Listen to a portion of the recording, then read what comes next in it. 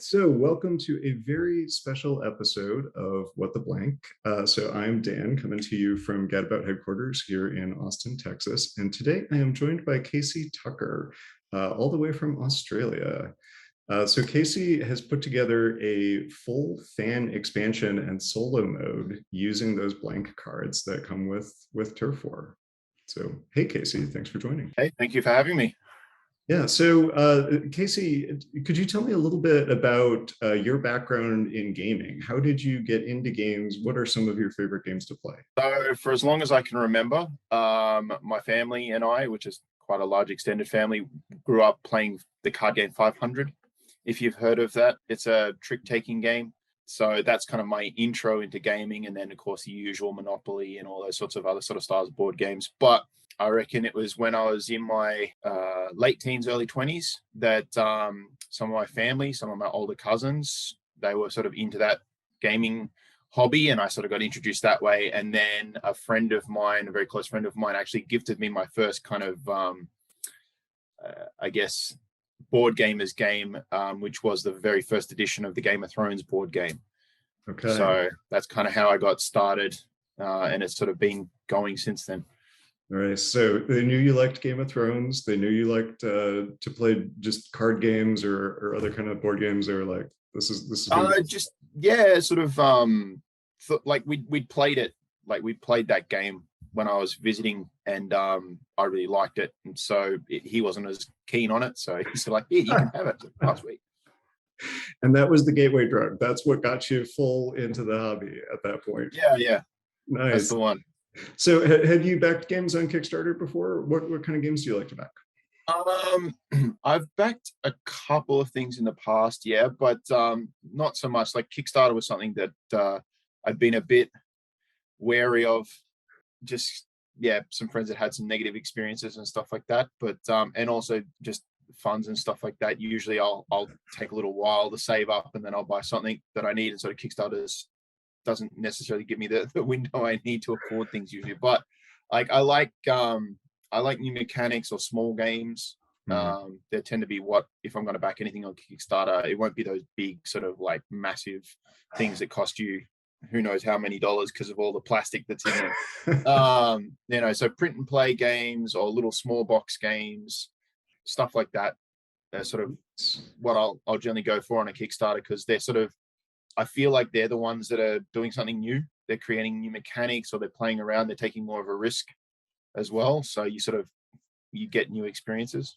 Yeah. Nice. Well, I'm glad you stumbled your way into Turf War, and I hope it's given you some new experiences at the game table too. I can tell you that targeted advertising works. All right, nice plug for the online ad companies there. So when you got the game, one of the stretch goals in the Kickstarter was to include these blank cards along with it. And a lot of folks had just question marks, big cartoon question marks pop up over their heads as soon as they saw those. And that's what led to this video series. But you didn't stop at just creating a single card or making like a neighbor card for your dog or something like that. You went all out and made this small solo expansion. Could you talk a little bit about what made you create the expansion if you'd done something like this before? Yeah, look, no, I've never really done anything like this before. I sort of noodled around on various ideas for my own designs, but not really tinkered with somebody else's game. But with the blank cards there, and the fact that my gaming community is essentially myself and my wife, and she's not really a gamer, she just humors me essentially. She's very competitive, so I can get her on some things. But so 2-player games and solo player games tend to be what I look for. So things that are good as 2-player, or things that have got a solo mode. So Turf War, it was themed around something that we like, which is gardens and stuff like that. We've got an acre and a quarter here on our property that we sort of play around with and stuff like that. So it was a theme that I knew that both of us would like. It was not too long, so not so long that she might get bored with it or whatever it is, just a nice sort of quick back and forth. And so when the blank cards came, I'm like, well, it's 2-player, but I'm probably going to end up, and it's such a small box. Like, it was such a beautiful small box that fits in your pocket or in your work bag or whatever, that I'm like, I reckon I can use these cards to make a solo version of the game, because that's probably how I'm going to play it the most, if I can do it. So that's kind of what the motivation was behind it. Was like, I'm going to see, and it was also like a nice little learning experience for me, because design really, I think, flourishes under constraints. So if you put limitations on what you've got and what you've got to work with, you can really push you and keep you focused, rather than sort of getting too caught up. And so, your pre-existing rules, and then just those 5 cards. So the 5 neighbor cards and the 5 event cards, that's all I had to work with. And I wasn't going to add anything else. And I was trying not to add any really fancy mechanics, just stick with what you designed in the original turf war. So that's sort of, well, it definitely inspired some creativity. I think this is probably a good time to introduce the expansion and the idea, because it's a very creative take and addition to the game. Could you tell us a little bit about the premise of your expansion? Yeah, sure. So I've called it The Androids Next Door. And what it does is it introduces 5 new card types called the androids. They're a literal nuclear family. So instead of we're big appreciators of puns on this show, so just keep them coming. Just keep them coming. So a solo mode, oftentimes they've got an AI opponent. So they've got something that's trying to mimic another player. So I'm like, AI, androids, another pun that sort of fit in that cheeky kind of aspect that you've gone with your game. So I'm like, this is perfect. So yeah, I sort of set up the AI opponents, and then I had the 5 event cards. So there are 4 events specifically that interact with those androids in very special ways. And then there's 1 event that can be included in just your normal 2-player game as well. So that's kind of the high level of what I've designed. And so those androids interact with the store and with your yard, and essentially just do everything they can to mess up your plans. As androids do. I mean, it's just, you plug in the robot, it goes haywire, tries to take over the world. Story as old as time. Tell me a little bit about the mechanics of the expansion. So the androids are obviously the big addition. What is an android card? What makes an android special? So instead of having to necessarily purchase the cards from the store and stuff like that, I've introduced a new mechanic called Steal. So essentially that plays into their abilities that allow them to take cards from either the store or from your yard in one way or another, or even taking money from your piggy bank in the case of one particular android. So it sort of keeps your funds on the short end, which then limits what you can do on your turn. So the androids actually get their own kind of mini setup as well. They have their own kind of micro yard and a piggy bank to call their own. So the android's sort of set up going down next to your yard. So I've kind of got it set up in a bit of a square, where you've got your grid of the yard, and then you've got the neighbors, and then you've got the store, and then coming down the side is the android set up there. Beside them, you'll have their piggy bank up the top, and then they've got their garage. And so the way I've designed it is their garage acts as their yard and their hand. So for your standard mechanic interaction that exists in Turf War and the 2-player, when it checks for that prerequisite, then it counts. Or if you're interacting with them, so with their cards, that counts as being in their hand, in their yard, and in their garage. So the android garage is all things. It is the hand, it is the yard, it is the garage, it is the place where the androids hang out. Exactly. Like, it was one of those things where a lot of time in solo design, or even just in board game design, as you'll know, you kind of have to work out what you're going to do literally and what just needs to be abstracted. It doesn't necessarily make a lot of sense, but it makes the mechanics work and the flow happen without having too much complication or over setup. Okay, so the androids are little jerks that have their own garage and kind of mess with your cards, do a lot of things that your rival might do during the game. How do you get rid of androids? What do you do about this? So much like your neighbor cards have either a criteria or a bribe, I've done something similar working with the android cards, giving them a deactivation or a bribe as well. So the deactivation is essentially shutting them down. So if you meet a certain criteria that's listed on the deactivation, so which is indicated by an X, or red X on the card, although it will be when there's graphic design At the That's moment, later. it's That's just so much later in the yeah. process. You design the Most game just text. first and then do the art. So yeah, there's a red X icon, which means to deactivate, you must. And then the card text will tell you what you need to do. And it generally plays into their effect that they have on you. So it's sort of like thematically tied into what they actually do themselves to interrupt you as what you do to get rid of them as well. I know you mentioned like the Android with sticky fingers that's just going to steal your money and put it in the Android piggy bank. They each have that kind of theme, their own way that they like to engage and mess with you. Correct. Yeah. So, and on that one with the piggy bank and the sticky fingers, that one's deactivated by having the spy drone or night vision goggles. So essentially, in the narrative of it, you've got something that's going to catch them in the act. Yes. So, and also they're two cards that don't necessarily have value in a solo player mode because they interact with your rival. So that's the other thing I tried to do was in their deactivation criteria, I tried to make cards that were two-player specific, relevant to or necessary to have in your hand to get rid of them. So it created a way that sort of maybe gummed up your hand a little bit, but you needed it to get the androids out of the way and meant that I didn't have to remove those cards from the deck to make it playable. That was a really smart addition.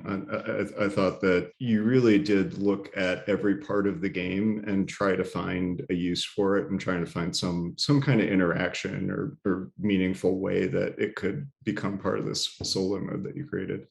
Yeah, that's the thing. Like I if I'm gonna mess with somebody else's game, I want to make sure that I'm sticking to their game and I'm not just using it to build something of my own kind of thing. Like I'm wanting to really stay true to what the initial design was and to try and make everything relevant because I feel like that's important to sort of keep that in there. It also means it cuts down on the sort of the setup for someone who's going to take this on. I did find that I needed to reduce the number of cards in the deck because great for two-player having that sort of variation there, but I found in a solo game it was too long to see the cards you might need to get rid of the androids and stuff like that. So what I did to mitigate that was drop every single card down to unique, essentially. So there's one copy of every card in the deck. Sort of that's your sort of initial setup, is removing those duplicates from your sort of store deck.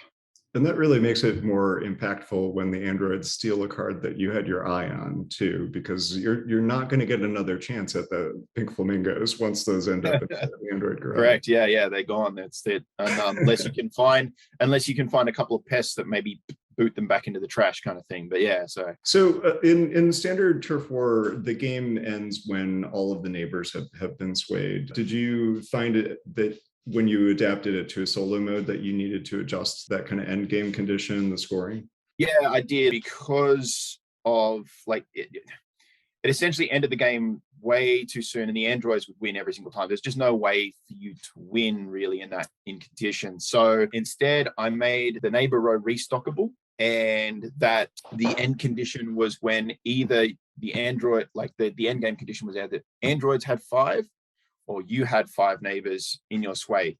So although you might be able to sway an android as well, they don't count towards your swayed neighbors because they're an android. So it's specifically the neighbors from the neighbor row that trigger that end game condition. And then you also created different scoring brackets as part of the game. Yeah, so I wanted to help like with replayability. So it wasn't just if you get all 5 neighbors on your side, you win, that's it. Because you could do that sometimes, but then your score would be like absolutely pitiful. Like your VP, which I've called sort of like, I've tried to tie it in with your reputation. So your reputation in the neighborhood was just horrible. I'm like, there's got to be a narrative reason that this works. So I incorporated that into the scoring system. So they're sort of, I'd have to check my own rule book here. There we go. Yes, there's 4 tiers, right? So anything 0 and below, even though you may have ended the game, you've still lost because your reputation is in tatters, your yard's horrible. Like there's no winning there. Your yard is sad. You should be ashamed of your performance in this game. Yeah, and everyone thinks you're absolutely and utterly insane. You know, like they think you're crazy. And then 1 to 10 is kind of like you've won, but at what cost? Yeah, you've kind of defeated it, but it's still like people kind of cross the street to kind of avoid you. The Pyrrhic victory.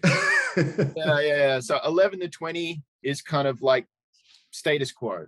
You've kept down you've won, you're on the, and then 20 and above is like, yeah, you're the kind of hero of the neighborhood, sort of like that's kind of ultimate goal. But I've yet to come anywhere close to that. What's your typical? Are you the neighborhood pariah when you play, or are you kind of returning to the status quo? Yeah, look, I've had once where I'm like status quo, which was great, and then most of the time I'm sitting in the like the 1 to 10 category if I win. You know, there's a lot of times where I'm in this area, they're kind of beating me, but I've designed it that way on purpose because I feel like with solo gaming, especially, the thing that makes you come back is that you want to work out how to solve that puzzle. Yeah. I've stacked it a little bit mechanically in the Android's favor. I'm glad you created a healthy challenge for yourself and others, and I hope one day you regain your status in the neighborhood. One day, maybe. For the honor of the family, at least. Yeah, exactly. Yeah. So cool. Well, we've been talking a lot about the game. Let's actually dive into some cards. Let's talk about some of these robot adversaries, the androids that you've created. And these are all named with Greek letters. So I guess let's go alphabetically. So starting with Alpha. Tell me a little bit about Alpha. What's going on with it? Alpha is the father android of this nuclear family. Like most men, he's most concerned with the features in the yard, the toys, the things he can kind of noodle around with. So that's the way he interacts with things, is he's trying to grab the features out of your yard, essentially, like those shiny bits and pieces. He doesn't want to have to work too hard for it. So he just goes in while you're away and goes, I'll take that. He wants the tech, all the tech, latest gadgets. That is Alpha's MO. And then Beta is much more into ornaments and tools, which is kind of an interesting combination. Yeah, so Beta is the mother figure, and she's kind of that, based on that neighborhood sort of the look at me kind of, you know, look at what I've got sort of thing. So I thought that ornaments and stuff like that, that flashy, showy ornaments sort of fit in with that narrative. And then with the tools, like, again, they're shiny things. They're things that are the sparkle a little bit shiny, you know, sort of in that sort of ostentatious kind of field, because they're the things that seem to be that come up the most, ornaments and tools and stuff like that. So I found that that's kind of like the real kind of one that moves the deck through as well. So it's really, a Beta is not merely interested in ornaments and tools because they are shiny and lovely to look at, but because also mechanically it drives the game forward. It helps keep that store turning over so that you see all those individual copies of the cards that you might need. Correct, yes, because that was one of the things that sort of I found was the biggest sticking point I was coming to with designing this, was a lot of stall, because essentially you get to a point where things weren't necessarily moving along and you weren't in a position to help it move along. So it's like trying to find ways to keep the ball rolling. So Gamma, I think we talked about a little bit earlier. Gamma is the money bot. So Gamma is the angsty teenager, like the angsty teenage girl that's just after the money to go do what she wants. So yeah, she's going in for the money. That's it. Once Gamma gets a driver's license, it's all over. So yeah, basically, yeah. All right, so then we have Delta, and Delta's a little bit more into bugs. So what's going on there? So Delta is that tween boy character of the family. So yeah, he's into like the gross stuff and pranking people. That's kind of his shtick. And so yeah, he's collecting the bugs from the store and then sending them out into your yard to just wreak havoc. Were you a Delta as a child? I have to ask. No, I was a good boy. Okay. I was a good boy. I mean, I was climbing trees a lot. I was mostly putting myself in danger. I wasn't like messing with other people so much. But yeah, so mechanically speaking as well, like with Delta, bugs were something that was more like interactive with the two player, and so it's sort of difficult to necessarily find a way for that to work. But again, that's sort of like, so the android being able to put them into your yards, send them out of the store so they weren't just sitting there. So last one is Epsilon, and Epsilon is a little bit more about plants. Epsilon is the toddler of the family. Okay. But the inventor was running out of parts, so it was cobbled together with some canine bits, and it's got a little bit of an identity crisis. So Epsilon likes to crawl into your yard and essentially just dig up the dirt. Any plants that happen to be in the way get picked up and brought back, and your grass gets turned into lovely piles of dirt. As happens with dogs, both organic and robotic, as I have discovered. That is our nuclear powered family. And then in addition to those 5 androids, you've also created 5 event cards that can come up. And I know that with the initial game, probably the number one question is recycling day the only event? Is that the only one? And I keep telling them there's like 30 cards that are events coming in the expansion. You're going to be events coming out of your ears. You're going to be sick of events. There's going to be so many events, but these 5 you created, and I know from some of your posts in the community, some of the discussions we had there, it took a little while to refine those, to get those down to the set that you settled on. Yeah, look, the events were definitely the harder part of the design process in trying to get them to not only mechanically fit, but narratively fit, sort of to make sense as to why they were there and not just be feeling like they were tacked on. And as the discussions we had with some of the feedback, sometimes I get a little too carried away with what felt narratively cool, but then mechanically didn't necessarily add a lot, or they'd kind of just sit there for too long. So with your development, they finally refined into something that really sort of helps. Again, with that stalling, they help cycle through the store and also just give you sort of more ways to sort of interact. So there's 5, as you said. There are 4 that are specific to the solo mode only, so they're only used for solo play. 2 that favor the androids and 2 that favor you. And then there's 1 that can be used either in this or in the 2-player variation, but it doesn't have to be included in the setup of the game. So the first event, that's Joint Strike, which is one of those attacky android-centric events. Yeah, so Joint Strike is, as the title suggests, all of them attacking you at once, and it's not hinging on whether they've used their effect already, because it could be during the start phase, and then they've stolen a card from the store, and then this comes up. It triggers every single one of them, and you resolve all of it, both start and end effects, the works, and then you go back to where you were, and then you continue to resolve the start effects. So this could really mess up your day. Absolutely. But at the same time, it really cycles through the cards, which could mean you could find the things you need to then take them off the board. Yeah, absolutely.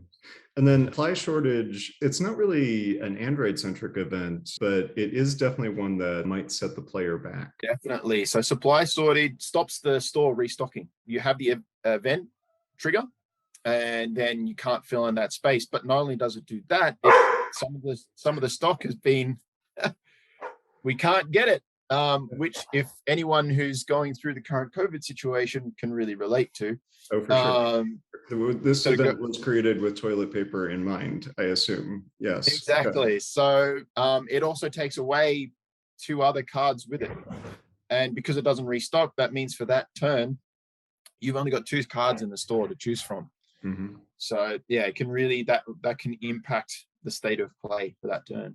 There are some events that do help the player against the androids though too, and I know EMP is one of those. Yeah, so EMP, you just get to deactivate an android for free, because electromagnetic pulses and machines not best friends. No, not like Robot Dog, which is machine's best friend. Electromagnetic pulse, exactly the opposite. But so there's another side to the EMP. It's not just all candy and lollipops and rainbows for the player when an EMP comes up. Correct. So an EMP not just it shuts down machines. So that means the security system on the store goes haywire as well. So it's free for all. So the androids just rush in there and take whatever's on offer. I mean, these are some thieving androids that you've developed in this expansion.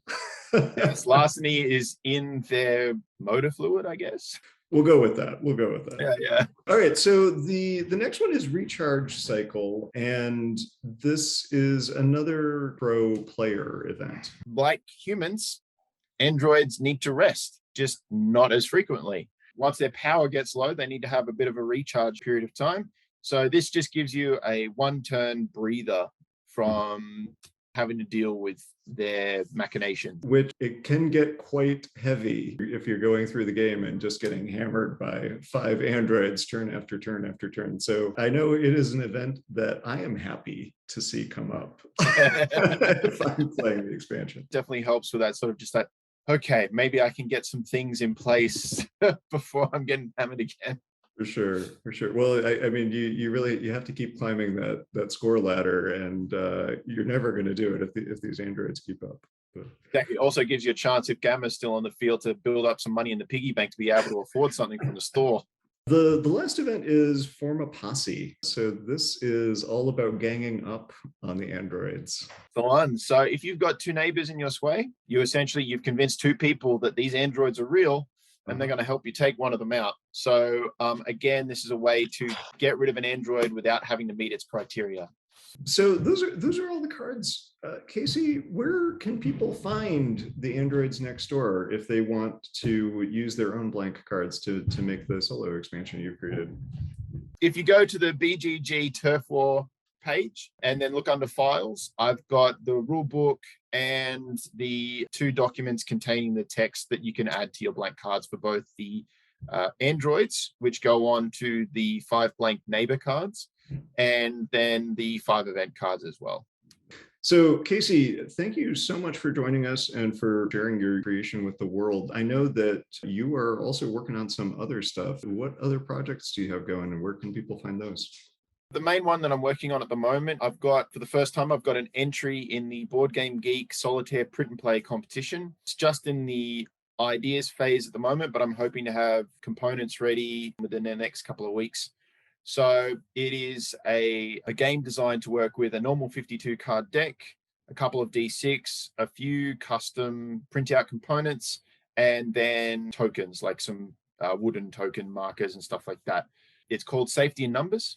It's a economic resource management survival game with some tower defense and slight RPG elements going into it as well. Yeah, so that's sort of my main little thing that I'm working on at the moment. I've got the mechanical ideas all worked out. I'm just finishing up the gameplay structure, and then I'll be putting the rulebook together and together those few little custom components. So yeah, hopefully that should be up in the next couple of weeks. So it's interesting working with a deadline to have things done. It really kind of pushes you and motivates you to sort of focus. Very cool. So Safety in Numbers on the Board Game Geek Solitaire competition, standard playing card deck competition. So if you just search Board Game Geek for that, it should come right up. Or even just a Google search for Solitaire Print and Play. Solitaire Print and Play, Safety in Numbers by Casey Tucker. All right. Well, thanks again for joining me. It has been a pleasure. I hope you have inspired a lot of other turf warriors out there to take that Sharpie onto those cards and make something wholly new. And if you do, please share it with us. Please share it with the world. We really encourage that kind of creativity and love seeing this kind of thing. So thanks again.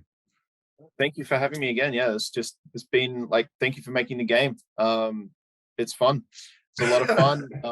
And it's been a lot of fun working on this project. So yeah, thank you. Awesome. All right. Well, thanks everyone. Until next time. Hi. Hi. You want to be on the interview too? No? Okay. Hi. Yeah.